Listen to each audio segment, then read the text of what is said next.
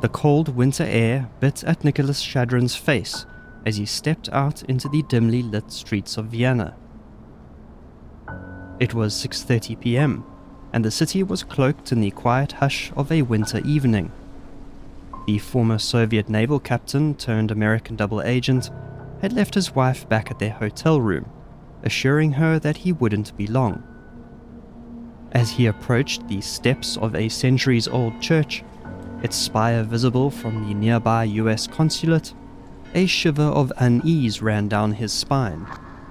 This was his second meeting with the KGB on this trip, and a rendezvous to which he had become accustomed. But this time, something about it felt different. Two men emerged from the shadows, their faces familiar, yet their expressions inscrutable. Shadrin nodded in recognition, a thin layer of tension hanging in the air. Without a word, they gestured towards a dark sedan idling at the curb. The car door opened with a foreboding creak, and after a moment's hesitation, Shadrin slid into the back seat. The door closed behind him with a finality that echoed in the stillness of the night. As the sedan pulled away, the lights of the US consulate glimmered in the distance, but there was no one there to see him off. His CIA handlers had opted for no protective surveillance. The car disappeared into the labyrinth of Vienna's streets, and with it, Nicholas Shadrin vanished, never to be seen again.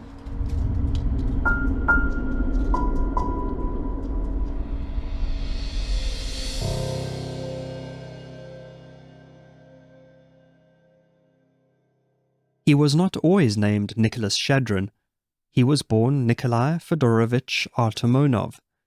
It was the 19th of May 1928 in Leningrad when Nikolai was welcomed into a family that was, prior to the Russian Revolution, rather affluent. His mother was a teacher and his father a mechanical engineer. Baptized into the Russian Orthodox Church, young Nikolai enjoyed a loving home life. He became a member of the Young Pioneers while attending elementary school. This was the communist equivalent of the Scouts. An avid reader, Nikolai excelled at school, and in 1941, when he turned 13, was selected to attend a prestigious naval secondary school on Vasilyevsky Island, the largest of the St. Petersburg Islands. From that moment, Nikolai had his sights set on becoming a naval officer. He and his family had first, however, to survive the Second World War and the Axis siege of Leningrad, which started in September 1941.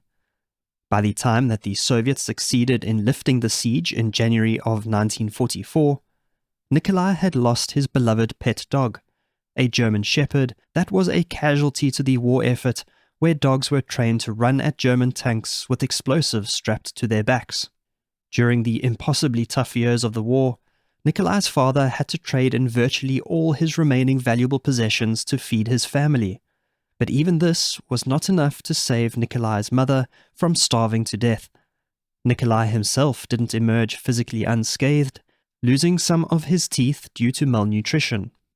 Having survived the horrors and hardships of World War II, Nikolai completed his secondary education and had the honor of enrolling in 1945 in the Frunze Naval Academy. There he majored in subjects such as radio electronics, weaponry, and naval science. He went on to graduate in the 15th percentile of his class in 1949, which is the same year that he became a member of the Communist Party. Nikolai felt a strong sense of national pride, particularly in the immediate aftermath of the war, and was fully confident in the ability of Joseph Stalin to lead his people. However, the seeds of resentment for the Soviet regime, which later turned to hate, were firmly planted in him from an early age. When he was a young boy, he was taught that enemies were everywhere, and that, if necessary, he should be prepared to denounce even his own family members. He witnessed arrests in the streets, and friends and neighbors suddenly disappeared, usually into the NKVD torture chambers.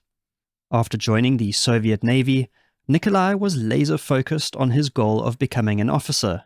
His rise through the naval ranks was nothing short of meteoric, within 3 years becoming the deputy commander of a destroyer. In September of 1955, by the age of 27, Nikolai Artamonov was promoted to commander of a Soviet Red Banner Baltic Fleet destroyer, becoming the youngest Russian ever to hold such a position. His ship was specially selected to represent the Soviet Union on official tours to Copenhagen, Malta, and England. He was indeed the archetypical new Soviet man, hard-working and austere, intellectually and physically fit, and committed to the communist cause and ideals. While Nikolai held a deep love for Mother Russia and its rich history and cultural heritage, he was growing quietly resentful of the Soviet system. Building on his experiences as a youth, he then heard with dismay of the quashing of the 1956 Hungarian Revolution and the brutal stamping out of the unrest in Poland. It would not be long before the resentment would be such that Nikolai would turn his back on the Soviet Union for good. By October of 1958, Nikolai's ship was assigned to Gdynia in Poland, where he worked with the Polish Navy in training Indonesian sailors, the Soviet government being a strong financial and ideological backer of the Indonesian regime. Just 1 month into his new assignment, Nikolai met a beautiful, young, dark-eyed woman with whom he would almost instantly fall in love. Blanka Eva Gora, a recently qualified dentist and the daughter of an officer in the Polish Merchant Marine, was soon wooed by the dashing 6'2" ambitious young Russian commander. Within a few short months, the couple were engaged to be married. There were, however, 2 problems. Nikolai Artamonov was already married, and Eva Gora had absolutely no intentions of leaving Poland to live in the Soviet Union. The first obstacle, Nikolai said, was easily overcome. He was estranged from his wife, and he knew senior members of the party that would consent to his divorce and remarriage to Eva. The second problem proved a more difficult hurdle. Eva was adamant that she would never step foot in the Soviet Union, let alone settle there for the rest of her life. As much as Poland was under the sphere of influence of the Soviet Union, the Poles generally harbored deep-rooted animosity towards the USSR, stemming from centuries of Russian attempts of subjugation. For Eva, a move east was totally off the cards, her father being utterly dismayed that his daughter was even associating with a Soviet in the first place. But Nikolai's love for Eva, and how much he had grown to detest the Soviet Union, led him to propose a plan that was as bold as it was dangerous. As the couple sat in the back seat of Nikolai's private limousine on the way to celebrate the commander's 31st birthday, he lowered his voice and asked Eva a question. Would she be prepared to flee from Soviet-controlled Poland and start a new life with him in the West? Eva, although giddy with excitement, faced her decision with understandable trepidation. Their journey would be fraught with danger. If they were caught, they would surely be imprisoned, or worse. For Nikolai, it meant giving up an illustrious career in the Soviet Navy. For both of them, it meant surely never seeing their families again. Eva didn't have much time to consider Nikolai's proposal. He was due to return to the Soviet Union within a few short weeks. If her decision was a yes, Nikolai needed 24 hours' notice to make final preparations. A few days later, Eva made her decision. She would go with her love to the West. Nikolai's plan to escape Poland would take all his skills and talents as a seaman. One of the privileges he enjoyed as a Navy commander was access to his own personal 22-foot motor launch, which was used to ferry him from ship to shore. This would be the vessel the couple would use on their journey west. Using only the stars and a simple compass, Nikolai carefully plotted his route across the Baltic Sea to Sweden, studying the currents and the crisscrossing routes of both the Polish and Soviet ships. Planning to make landfall at the island of Åland on the southeastern coast of Sweden, the journey would take 24 hours, half of which would be in the daylight, and thus even more perilous. On the beautifully clear evening of the 6th of June 1959, the couple embarked on their escape. They had to take with them a young Russian sailor named Popov, who was assigned to operate the motor launch that night. Nikolai told him that they intended to go out on a fishing trip, which justified the packing of provisions and extra gasoline. Sending Popov below, and armed only with his prized pistol, Nikolai aimed his boat towards the Gulf of Danzig and set off. By 11 p.m., the boat had entered the open waters of the Baltic Sea, and the weather had erupted into a squall. With the confused Russian sailor below deck, Nikolai expertly navigated his boat, avoiding all Soviet and Polish ship patrols, and the next evening landing the boat just half a mile away from its intended target on the shores of Åland. After disembarking, the trio walked along the coast until they stumbled upon a small fishing village where they were greeted and taken in by the locals. Nikolai had no intention of using his high station to barter for himself a better position in the West. He viewed his exodus as requiring a clean slate. As such, he entered Sweden in a civilian business suit, leaving his Navy uniform along with his treasured pistol behind on the motor launch. Nikolai managed to get the fisherman to hail a taxi for him. Then he, Eva, and the utterly confused Russian sailor Popov were taken to a small local police station. Eventually, a member of the Swedish Navy was called to speak with Nikolai. Commander Sven Rydstrom spoke Russian and struck up an immediate rapport with the new defectors. Nikolai and Eva were transferred to a larger police station and then on to a Stockholm safe house. Arrangements were made for Popov, the then terrified Russian sailor, to be sent back home.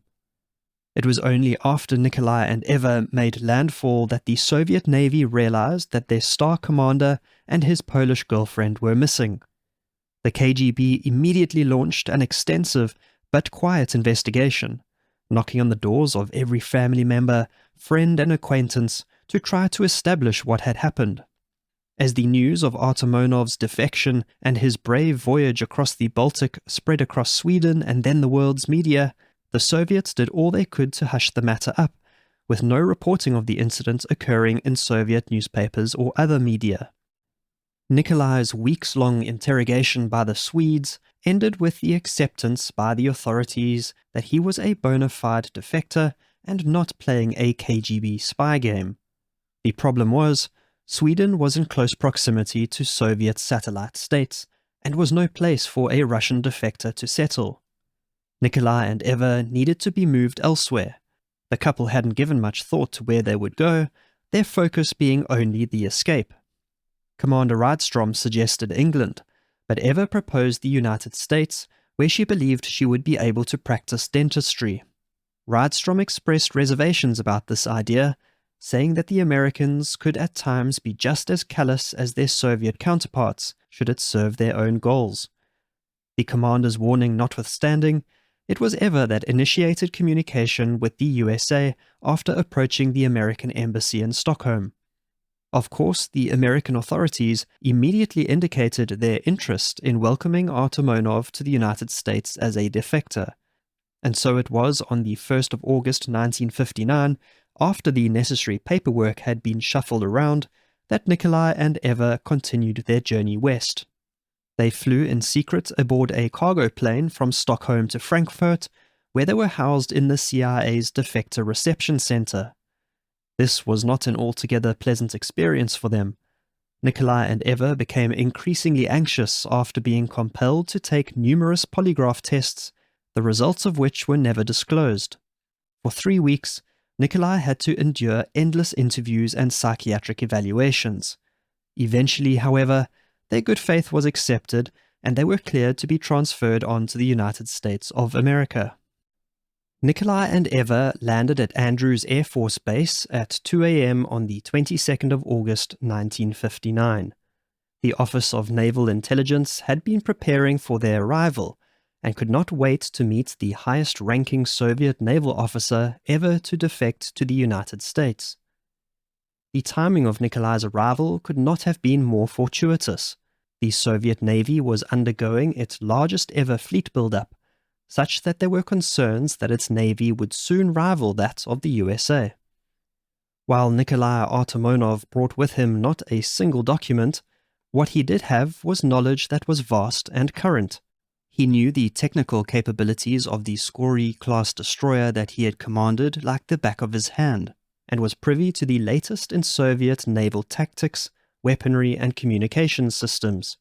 His debriefing could potentially save millions of dollars and allow the USA to better focus their research and development goals and spending. Initially, the CIA was not much interested in Nikolai Artamonov, given that he had no physical documents to share. This suited Nikolai just fine. He took a dim view of spying and espionage, having a disdain for the KGB and little interest in dealing with their Western counterparts, the CIA. As a trained military man, he regarded the tactics of intelligence agencies as crude and underhanded.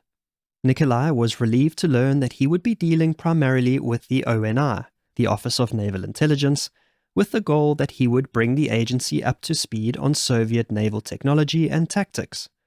Nikolai Artamonov was no name for a newly settled defector wanting to blend in. Nikolai naturally changed to Nicholas, or Nick, and ever chose for themselves the surname Shadrin. Ironically, the name was taken from the arch-villain in Alexander Pushkin's famed work, The Captain's Daughter. Before his work with the ONI could begin, Nicholas Shadrin had to undergo an arduous CIA interrogation. For 8 hours a day, he was grilled about his former life in the Soviet Union and the reasons for his decision to defect. The CIA wanted to extract from Shadrin all information that was considered perishable. In other words, his knowledge of Soviet cryptographics and current operating plans, which were things that the Soviets would no doubt quickly change as a result of the defection. Shadrin loathed the long days dealing with the CIA officers, whom he referred to in a derogatory sense as plumbers. He also grew increasingly anxious, which soon turned to anger over the fact that he and Eva had not been issued with any identity papers or US passports. They had nothing to show who they were, and Shadrin felt at the complete mercy of an agency he did not respect nor trust.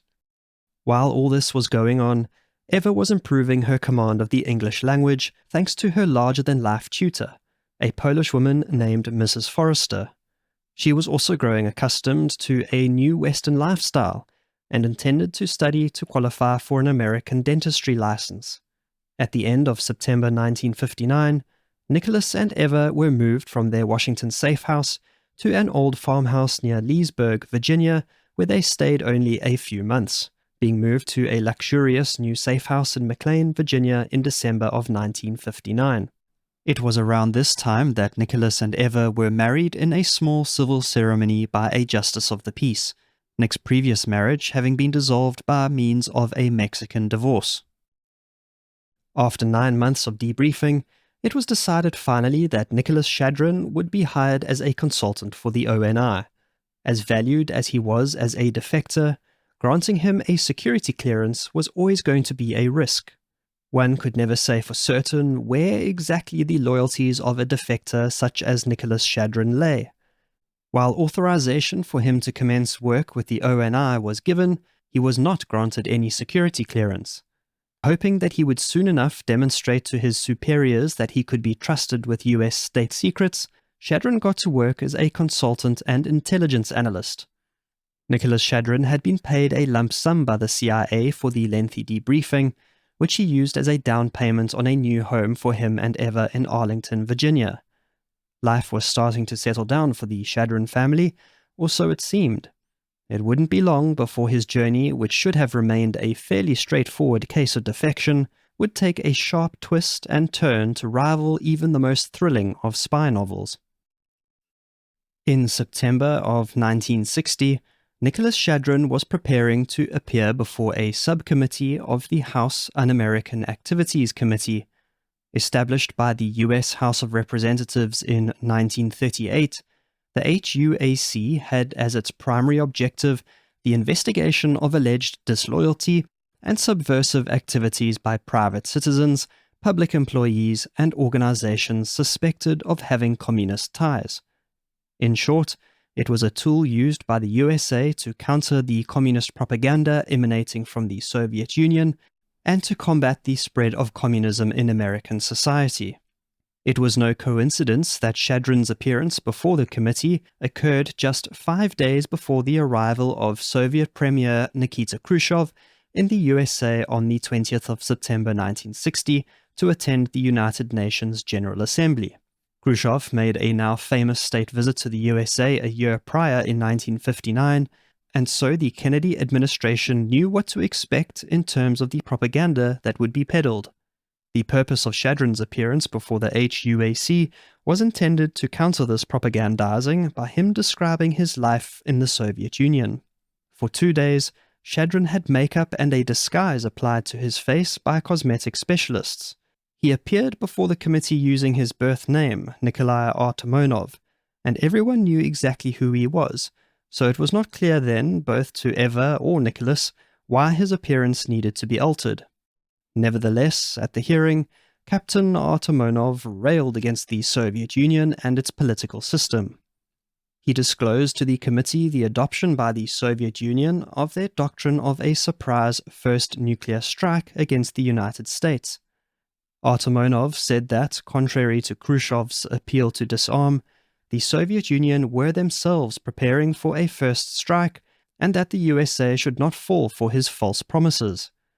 He also disclosed the fact of the Soviet Union using fishing trawlers to spy on American ships off the coast of the USA. All this was, of course, information that was not news to US intelligence, but it was the first time that the public at large had heard it. Nicholas Shadrin's testimony had its intended effect, shocking the American public and making the front pages of newspapers across the USA. The damaging testimony was also beamed by Radio Free Europe into communist bloc countries, serving to bolster US propaganda and encourage local anti-communist groups. The Soviet regime was surprised to see the re-emergence of their former naval commander when he appeared before the HUAC. The leads in his disappearance had quickly gone cold, with the KGB knowing only from Popov, who had the misfortune to be piloting the motor launch on the night of the escape, that Nikolai Artamonov had escaped to Sweden.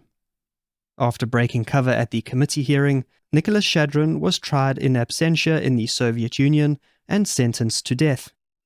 Brushing aside the thought of capital punishment, Shadrin showed his true value to the USA during the Cuban Missile Crisis in October of 1962. He made a massive contribution towards the ONI's assessment of Soviet naval strength, being able to state with full confidence that the Soviet Navy lacked the range to include Cuban waters. This sort of information was critical to US President John F. Kennedy in making minute-to-minute policy and strategy decisions. While her husband was making global news headlines and helping to stop the outbreak of World War III, Eva had enrolled to study for her US dentistry license. She went on to graduate from Howard University in 1964, and 3 years later set up her own dental practice. Nicholas Shadrin also returned to his studies in 1961, reading for his master's degree in engineering at George Washington University. For a defector as prominent as Nicholas Shadrin, the danger of Soviet reprisals was always lurking behind every corner. Not long after his bombshell testimony at the HUAC, Lieutenant Commander Lev Vitorin, a man whom Shadrin knew well from the Naval Academy, arrived in Washington to take up the position of Assistant Naval Attaché to the Soviet Embassy. Being a highly trained Soviet agent, Shadrin also knew him to be the best pistol marksman in the Soviet Baltic Fleet. Shadrin became immediately convinced that the man had been sent to America to track him down and kill him. For the next few years, Shadrin was forever looking over his shoulder and felt a constant sense of unease. Shadrin feared the worst one night after he fell ill during Eva's graduation dinner. Suffering from acute stomach pain, Shadrin was convinced that he had been poisoned by the KGB. After being rushed to hospital, it was determined that he was simply suffering from a bout of stomach flu.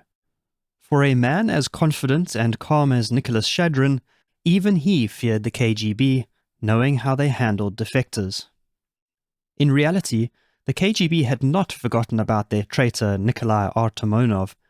They intended, or so it seemed, not to kill him, but to recruit him. In 1966, the newly appointed Director of Central Intelligence, Richard Helms, received a puzzling phone call early one morning. The man on the other end, calling himself Igor and speaking with a heavy Russian accent, said that he was an officer of the KGB stationed in Washington and that he had a very important matter to discuss. The caller was Igor Koshnov, a senior KGB officer and the head of counterintelligence for the KGB station at the Soviet embassy. He was, of course, very well known to the CIA and was a man that was highly politically connected to people within the inner circle of Soviet leadership. A meeting was quickly arranged. If Koshnov could be recruited as an agent for the CIA, he could likely help American intelligence weed out the moles they knew they had within their own ranks. 5 hours later, at a meeting in a Washington safe house, Koshnov said that he had been assigned by the KGB to recruit Nicholas Shadrin as a double agent. He was due to return to the Soviet Union within a few months. If, upon his return to Russia, he could confirm that the recruitment had been a success, he would surely be on a fast track to promotion. His proposal was that if the CIA could help him recruit Shadrin, he, in return, would start providing intelligence to the CIA on KGB penetration of the agency.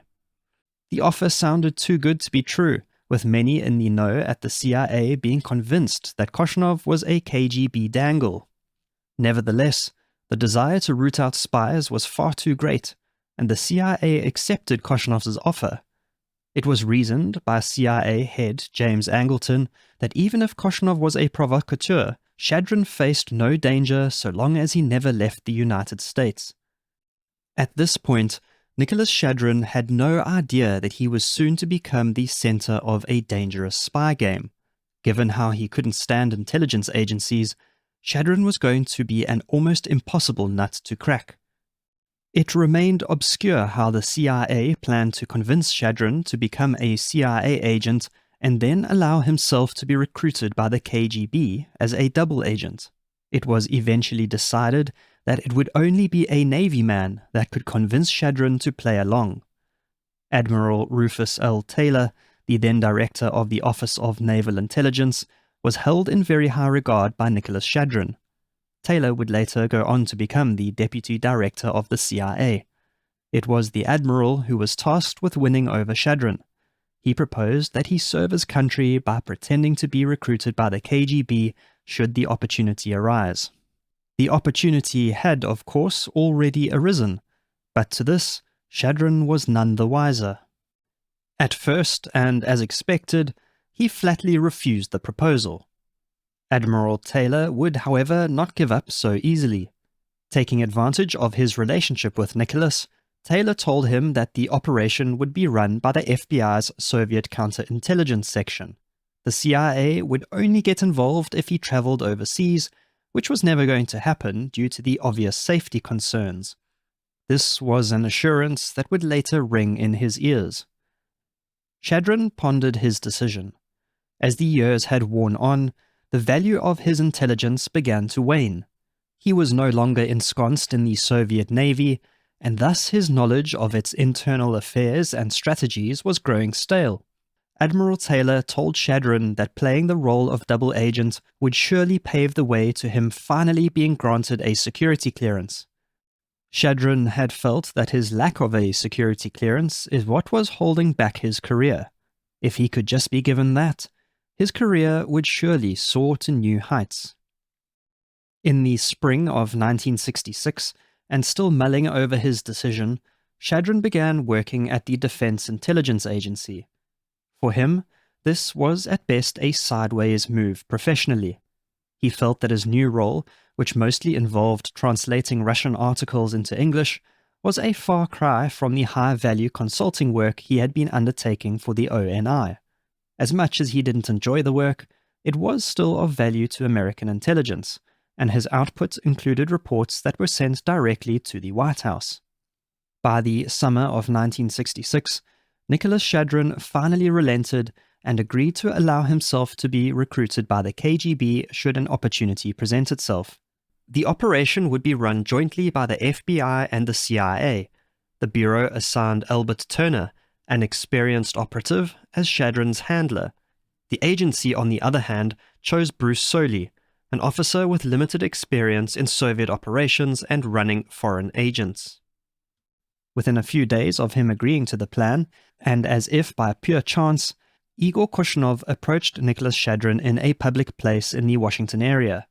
Blissfully unaware that the meeting had been contrived by American intelligence, Shadrin immediately reported the contact to the FBI. Shadrin then agreed to participate in the operation, a decision that would lead him to act as a double agent for the next decade. Shadrin and his KGB handler, named Oleg Kozlov, began to meet in secret, with Shadrin handing over low-grade material, known as chicken feed in the espionage trade, to the KGB via dead drops around the Washington area. Shadrin played the role of disillusioned Soviet defector with aplomb, convincing the KGB that he was committed to helping the motherland and hoped to one day return home. Meanwhile, Igor Korshunov returned to the Soviet Union after the end of his tour in the USA and a thorough debriefing by the CIA.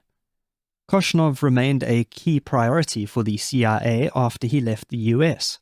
The hope was that Korshunov would be promoted in the wake of his success with recruiting Nicholas Shadrin, and that American intelligence would have eyes and ears within the upper echelons of the KGB leadership.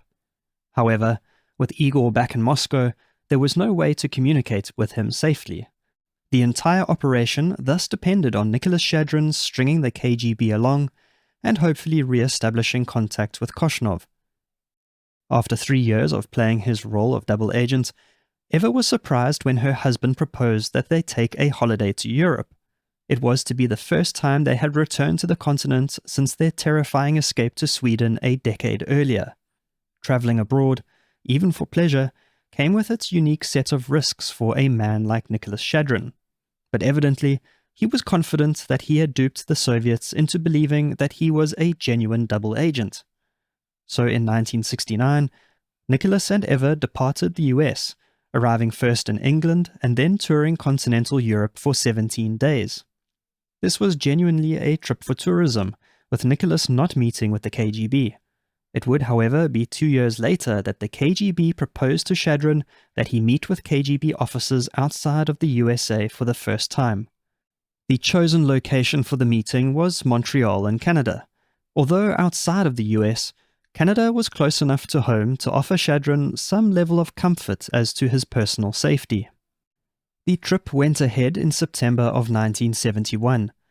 As soon as Eva and Nicholas had dropped their bags at the Hotel Bonaventure, Nicholas said that he needed to attend a business meeting, and that he wanted to get it out of the way so that they could enjoy their holiday. He handed his wife a note on which was written a number to call if he did not return from his meeting. Eva knew nothing about her husband's decision to work for the FBI, and thus was unaware of the potential danger he was heading into. As it turned out, Shadrin met with the KGB without incident, and the Shadrin family completed their tour of Montreal. Growing ever more confident, Nicholas and Eva traveled again to Europe in September of 1972. This time, their travels included a stopover in Vienna, the veritable beating heart of Cold War espionage. After the successful meeting in Montreal, the KGB invited Shadrin for another in-person meeting. Shortly after the couple's arrival in Vienna, Nicholas again told his wife that he had some business to attend to, but this time he would be staying the night. He handed Eva a sheet of paper with a number to call should he not return the next morning. As he had promised, Nicholas returned the next morning, clean-shaven and in good spirits. Exactly what happened at the meeting in Vienna is either not known or still classified. What is certain is that he met with KGB officers, but unfortunately, the man who he truly wanted to see, Igor Korshunov, was not present. What most likely occurred was that Shadrin received fine treatment at a villa where he may even have been granted a high rank in the KGB as a reward for his years of dedicated service. It is also thought that while in Vienna, he received special training from the KGB in the operation of several high-tech spy communications devices, including a burst transmitter. When he returned stateside, his KGB handler, Oleg Kozlov, arranged for Shadrin to receive one of these transmitters along with a code book for sending secret transmissions delivered by diplomatic pouch. Although Shadrin had not managed to meet with Koshnov, the trip was still regarded as a success. The FBI and CIA truly believed that their agent was steadfastly trusted by the KGB. Whether or not this was the case will forever remain an unanswered question. What the Soviets wanted out of the engagement could have been any number of things. Perhaps they believed that Nicholas Shadrin could climb the ranks of American intelligence and be a key agent in place.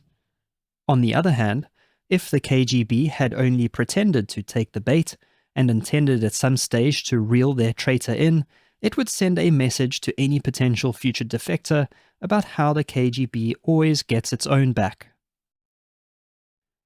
It was expected that, given how successful Shadrin's trip to Vienna had been, his operation would soon start ramping up. However, the opposite occurred.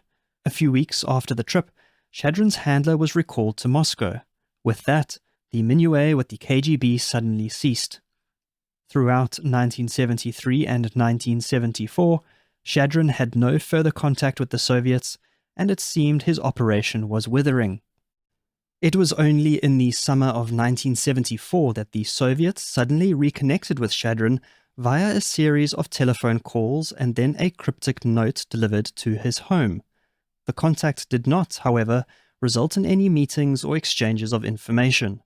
In an attempt to get the operation back on track, the FBI directed Shadrin to request another high-level meeting with the KGB, sending him once again into the lion's den in Vienna.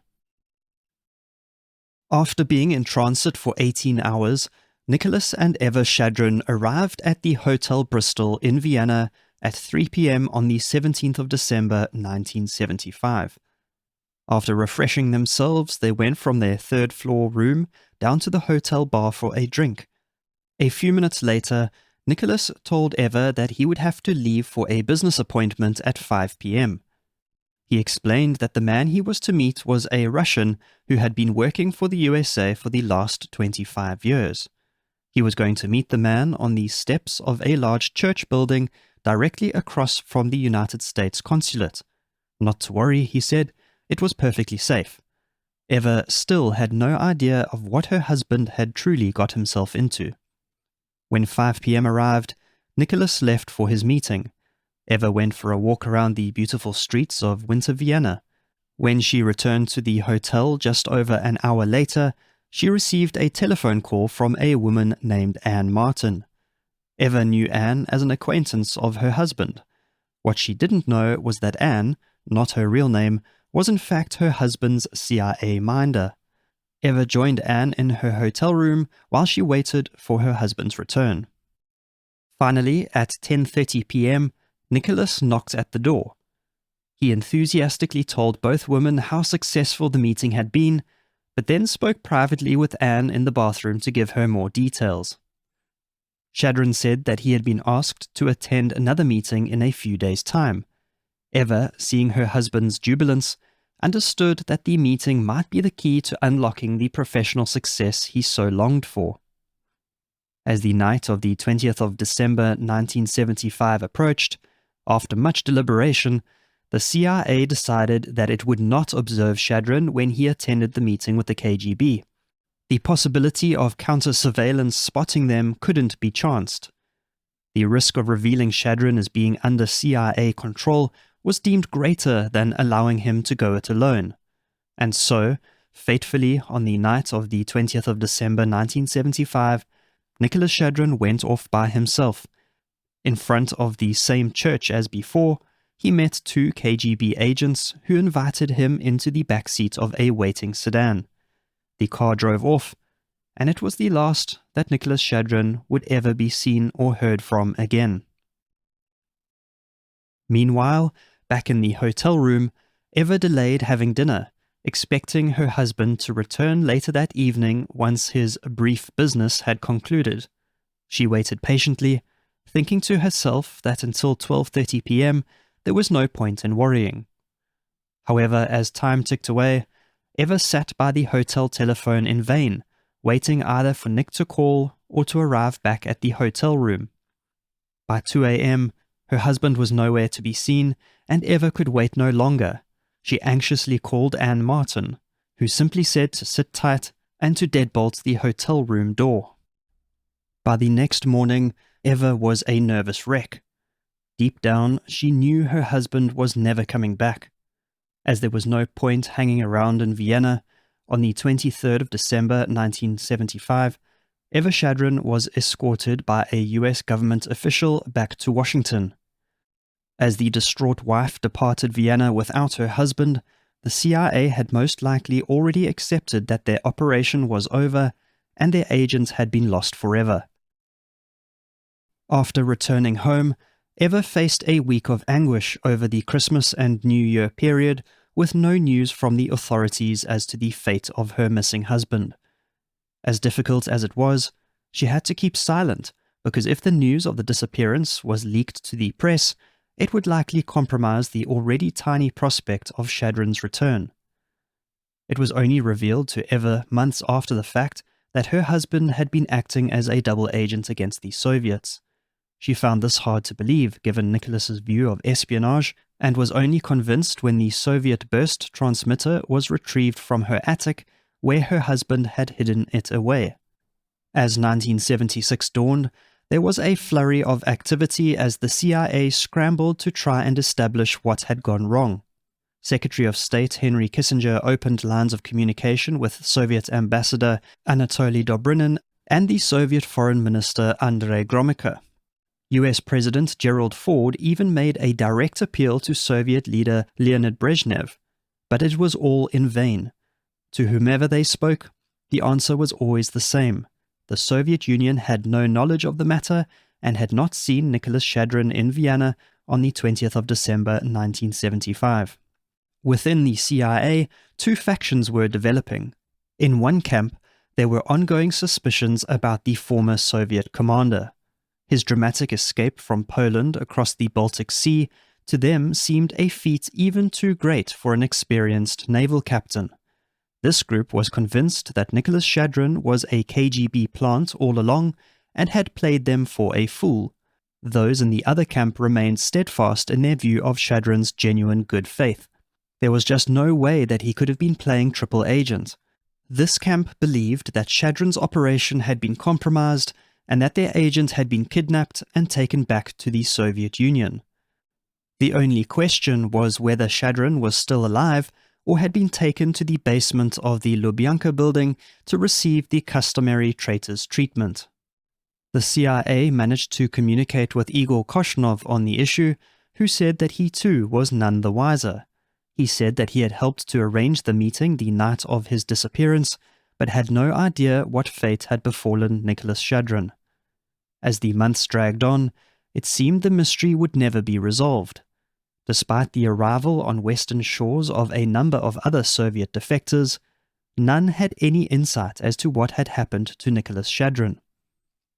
Then, in March of 1976, famed East German lawyer Wolfgang Vogel emerged to say that he had it on good authority that Nicholas Shadrin was alive and that the Soviet Union would consider his return in a spy swap. Ultimately, however, the hope that Vogel had engendered was false. In the midst of arranging a negotiation meeting, his authority to speak on behalf of the Soviet Union in brokering a deal was abruptly withdrawn. By the time the story made its way to the press 7 months later, there had been no further leads or clues. For nearly a decade, the disappearance of Nicholas Shadrin remained a total mystery. This suddenly changed in 1985 when a senior KGB colonel, Vitaly Yurchenko, defected to the United States. Among the information he shared during his debriefing was the untimely fate of Nikolai Artamonov. According to Yurchenko, it was the KGB's plan all along to lure Shadrin to Vienna, abduct him and return him to the Soviet Union for his criminal sentence to be carried out. He said that in the struggle that ensued in the back seat of the sedan he entered that fateful night, a KGB agent had accidentally administered a fatal dose of chloroform to Shadrin while attempting to sedate him. Following this revelation, and on the 27th of October 1985, 2 FBI agents arrived on Eva Shadrin's doorstep to break the news of her husband's death. While the FBI's stance was that the fate of their agent was then established beyond a reasonable doubt, it was anything but. Yurchenko, in a remarkable turnaround, flew back to the Soviet Union where he was welcomed as a hero. A shadow was thus cast over everything he had told US intelligence during his debriefing. 3 years after Yurchenko's revelations, another CIA source claimed that Nikolai Artamonov was spotted alive and well at the funeral of the former head of the Russian Navy. The general consensus today, however, is that the truth was as told by Yurchenko, that Nicholas Shadrin was accidentally killed by the KGB. In all, the handling of the Shadrin operation was a total disaster from the start, with seemingly no justification for having placed the man in harm's way.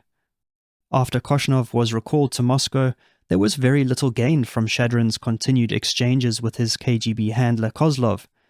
Indeed, nobody at the CIA seemed to remember what the quid pro quo in the relationship was meant to be. Using a man as a double agent who had already been sentenced to death for his defection was about as foolhardy a plan that could ever have been conceived. According to Ernest Folkman, Nikolai Artamonov's story represents the classic wilderness of mirrors effect of certain intelligence operations where all the lines between truth and untruth have been hopelessly blurred. Today, a portrait of Nicholas Shadrin hangs on the Patriots Memorial Wall within the Defense Intelligence Agency. In 2019, Eva Shadrin attended a ceremony where her husband was finally honored for his bravery in serving his adoptive nation, the United States. In the end, however, the recognition gave a little solace to Eva, knowing that her husband had been sacrificed by American intelligence for the sake of a dead-end operation.